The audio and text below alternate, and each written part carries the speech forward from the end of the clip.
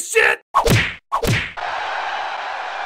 What's up, fight fans? I'm the DAZN 7-day free trial of mixed martial arts, Tommy Toehold, and holy shit, he's back! 126 days after his last fight, Donald Cerrone will finally be returning to the cage. This is the longest layoff of his career. He usually averages 3 days between fights. He'll be taking on up-and-coming welterweight boxer Conor McGregor out of Ireland. The fight is scheduled for January 18th, live on ESPN from Las Vegas, Nevada. Actually, that's going to be a card exclusively on ESPN Plus for only $59.99. Oh, thank you for correcting me. What if I bundle Disney Plus, Hulu, and ESPN Plus? It's still $60? It is. You think we're going to put a Conor McGregor fight on free TV? No chance, dumbass. What if I bundle ESPN Plus, Disney Plus, Hulu, and get a year-round fast pass for one of your theme parks? Will you throw the fight in then? That's an interesting question, and the answer is no, you cheap son of a bitch. What happened to your happy, jolly voice? Hey, I'm off the clock right now, asshole. I don't have to talk like shit. Fair enough. Mouse, I think we should talk about the elephant in the room. And that is, of course, the recent investigation into allegations regarding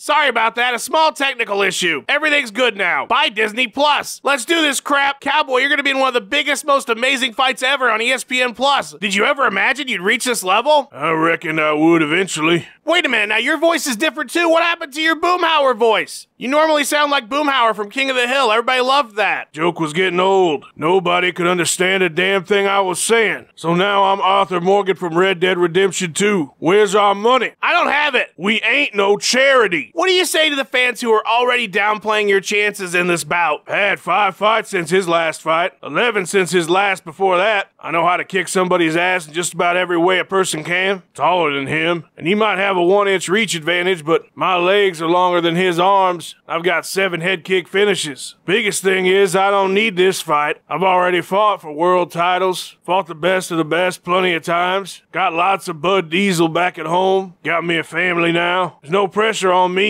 Reckon I won't get more than 1 or 2 questions during our media tour. Everything's on him. This whole event's about Conor. I just get to show up and do what I've been doing for 14 years, and that's kicking the shit out of people. Oh, and it's at 170. What the fuck is that? So I'd say I got a pretty decent chance in January. What do you think? Where's our money? I'm a little short. I'll bring it by later. In other news, a fight 65 million years in the making. For the 19th time on paper, Khabib Nurmagomedov will take on Tony Ferguson this April for the lightweight title in, are you flipping kidding me, New York? You're having Tony versus Khabib in New York? That's great. What could possibly go wrong in New York? Every single event there's gone off without a hitch. Everything's been perfect there. New York has the best commission. I'm so fucking glad we beat those chefs finally, and we can all have these events in the big fucking apple. Hey, I know. Let's just cancel the whole card and send Francis Ngannou around to kick everybody in the fucking balls. How about that? Same outcome. This is not real clown guy, big joke man. Who is this pretend #1 bullshit Tommy? What do you mean? It's totally me. Look at how loud and annoying I am. Okay, that's true. Look, you don't have to worry about this fight in New York. Everything will happen perfect. I only train for 20 hours a day. I'm gonna take it light this time. Why not fight in Las Vegas though? Las Vegas is #1 bullshit. They allow prostitution and gambling, and worse, they allow Dylan Dennis. I will never fight in Las Vegas again. You're right, New York is about as clean as it gets. Tony, what are you doing to prepare for this fight? What am I not doing? Firefighting? Baby unicycles? Books on tape? Can openers into a pool filled with used motor oil? I don't play things safe, you know why? You play things safe,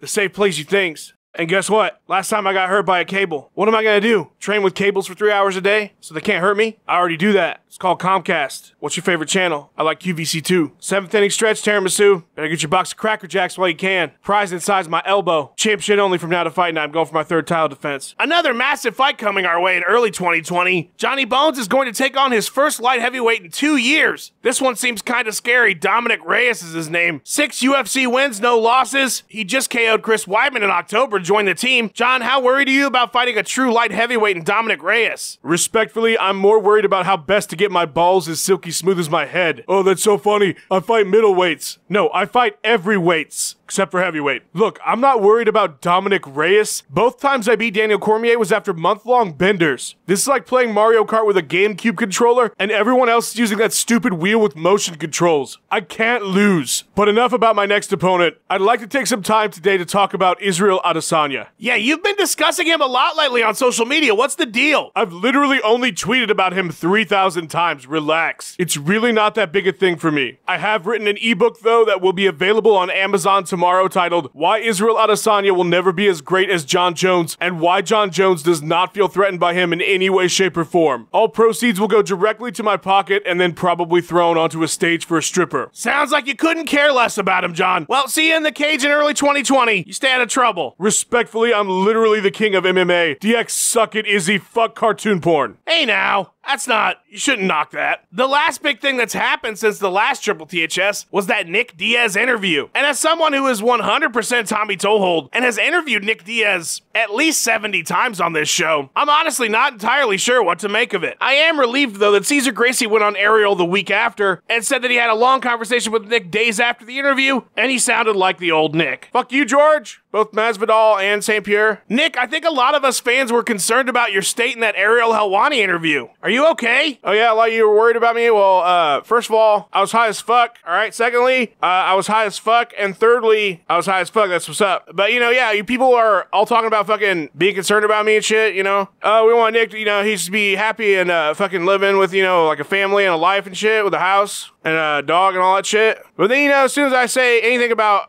fucking fighting somebody, motherfuckers are all like, oh, fucking, let's get this fucking fight, Nick. Fucking bleed, homie. You think I like fucking hurting people? Shit's a fucking curse, homie. It's like a fucking werewolf or some shit. But y'all just eating werewolf tickets up. Because, to me, it's not an option, you know? It's either fight or slowly, you know, just fucking become a fucking nothing in a club. So, you know, maybe I do need to fight. Maybe I need to get off my ass to fucking hit the gym, get some nunchucks, Cesar Gracie Jiu-Jitsu. I guess I gotta be a fucking hitter forever, you know? So I gotta do what I need to do to protect my family from baptization. You know, maybe getting back into training will help me fucking figure some of this shit out. But, you know, get into, like, a better place. You know, maybe I won't even need to fight Jorge in fucking Cowboy Stadium. Even though that's what I've deserved. I've always deserved that shit. You know, having a fucking belt, you know, doesn't make you, me, you know? But yeah, to answer your question, that interview was weird as fuck. Like I said, I was fucked up. So maybe next time, you know, I just drink some water before I go on or some shit.